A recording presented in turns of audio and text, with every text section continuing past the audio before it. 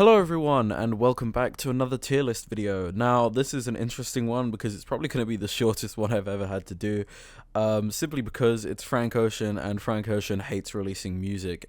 So we literally only have 4 albums to rank today, and if you're wondering why I've got this random photo of Frank down here, that's because when you make a tier list on tiermaker.com, they require you to upload at least 5 images, and this man doesn't even have 5 projects, so I had to just add a photo of him as a placeholder. So obviously today we're going to be ranking his 3 studio albums plus his 1 mixtape, and yeah, we're just going to take it from there. So obviously let's start at the logical beginning with 2011's Nostalgia Ultra. Now this tape's pretty interesting to listen to. I mean, obviously it is a mixtape. It's less of a cohesive project than some of his later works, but it's also just a very clear showing of where he was at the time of making it, and also just like his sheer like creative power that he even had back then, and how good of a songwriter he even was. And there are some amazing tracks on here. It has a very specific sound. There's a ton of like samples of well-known songs. You know, there's a Coldplay sample, Eagles sample, Radiohead sample, and obviously that's why this thing isn't on streaming platforms, especially because of that Eagles sample, which he got in a ton of legal trouble for, and the Eagles lead singer hated him and whatnot. Even though, you know, bold statement, American Wedding better than Hotel California realistically. Now, to name some of my favorite tracks on here, I am a big Coldplay fanboy, which is something I will always unashamedly admit. I mean, they are a guilty pleasure of mine, and I always like their music. And Strawberry Swing is a great Coldplay song, but also Frank's version of it is very cool. Do I think it beats the original? No, but I like his take on it. Novocaine is absolutely an amazing song, one of his best, as well as Swim Good. Those are the 2 songs that actually made it onto streaming platforms, and were sort of used as his debut commercial singles. Songs for Women is an awesome song, and Nature Feels, which has an MGMT sample, if I'm remembering correctly. I forgot about that one earlier, but that one's pretty cool. But yeah, I like this tape, but it's nothing crazy, you know, like, there's clearly a lot of elements of it that are rough around the edges, a lot of improvement to be made, and some of the samples feel a little awkward, although I do quite enjoy him just sort of taking the entire instrumental from a well-known popular song and just singing over the top of it for fun. And so I'm going to place Nostalgia Ultra here in the B tier. I think that's a fair placing for it. And if you disagree with me, argue with me in the comments as usual. So let's move on to his debut studio album, Channel Orange, which obviously is just an incredible album. This album is like, I mean, totally amazing. Such a vast jump in quality, I think, from Nostalgia Ultra to Channel Orange.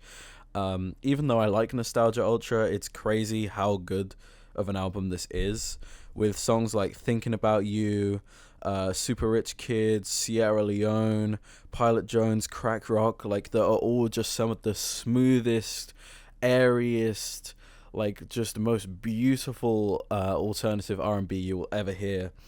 And then you get songs like Bad Religion, Pink Matter, that are like just they're like transcendental, and that Andre 3000 feature on Pink Matter is amazing. And I should mention the other feature on here, Earl Sweatshirt on Super Rich Kids. He does an incredible job. Also, getting a Andre 3K feature on your first album is one hell of a feat, and it's clear how much talent Frank had going for him, because clearly Andre saw something in him. But obviously the highlight of this album is Pyramids, the 9-minute epic that sort of serves as the centerpiece of this album, and absolutely one of his best songs. Just a total insane track with 2 halves.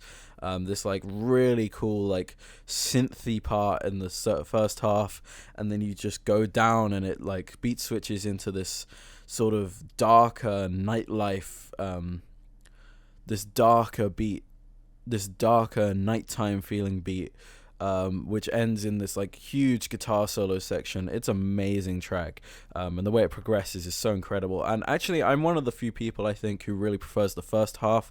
When I say really prefers, though, that doesn't mean there's anything wrong with the second half. Like, this whole song is a masterpiece, and this whole album is amazing as well. Now, the problem with Frank is he's such a great artist that it is really hard to say where I would place Channel Orange, but I think there is no other place to put it other than the S tier, so we're going to put it up there.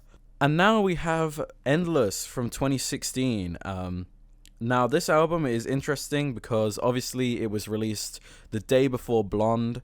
It was released exclusively on Apple Music, exclusively as a 40-minute short film visual album, and pretty much was used as a way of getting out of his label contract before dropping Blonde as an independently released album.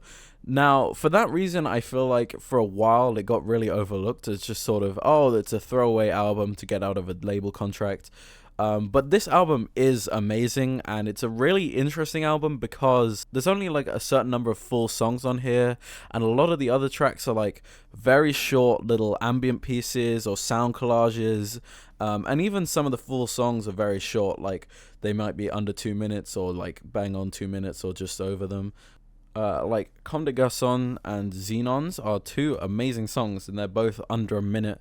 And you know, some of my favorite of the actual songs on here, obviously the At Your Best You Are Love cover on here is amazing. Slide on Me is like such a fun like poppy track with this really cool beat that develops in lots of different ways. Probably my two favorite songs on here are Rushes and Higgs, two just beautiful songs which like easily could have been on Blonde. I think they really fit that album, but also they make sense on this album because Endless is all about like minimalism, and there's definitely a minimalistic nature to a lot of the songs in terms of their beats. There's a ton of great tracks on here. It's kind of hard to name favorite songs because for me this album is very much like a sit down and listen to the whole thing experience. It's rare that I just pick out one or two songs and listen to them, because it's very much about listening to this thing all the way through and sort of getting all those little sound bites and different like ideas coming through. Also, I should mention Mitsubishi Sony, the last song, is really good. But yeah, no, I actually love this album. I think it's very underrated in his catalog, and I'm going to put it up to the A tier. And of course, we come to currently his most recent album, released a day after Endless in 2016. It's crazy that he hasn't released an album since then, but you do you, Frank. I'm suffering. Blonde is obviously like considered by many to be a modern masterpiece, and at this point many people probably would say that it's overhyped, it's talked about too much. The problem is it is just really, really good, and it's kind of hard to not say that it's really, really good. Like, this album is flawless to me. I mean, flawless is a bold statement. I certainly think that it's a perfect album, but it's not flawless, if that even makes any sense. Like, I would definitely remove Facebook Story if I had the chance. But like, oh my god, the songs on here, man. Ivy, Pink and White, Solo, Self-Control, Nights, White Ferrari, one of my favorite songs of all time, Siegfried, I don't know how you say that fucking name, Godspeed. Like, the whole album is so amazing. And it's just so beautifully crafted. The production, the singing, the sort of space, like the vocals are given to breathe. Like, for me, this album is all about space. Like, there's so much sort of, it's so open, if that even makes any sense. Like, it feels so airy and open, and it feels just like summer embodied into an album, but sort of a summer, a happy depression summer, if that even makes any sense. That's the feeling this album gives me. Happy but depressive summer feeling. Anyways, I feel like I've rambled enough for this album. Like, it's pretty obvious where I'm going to put it, right at the top of the S tier.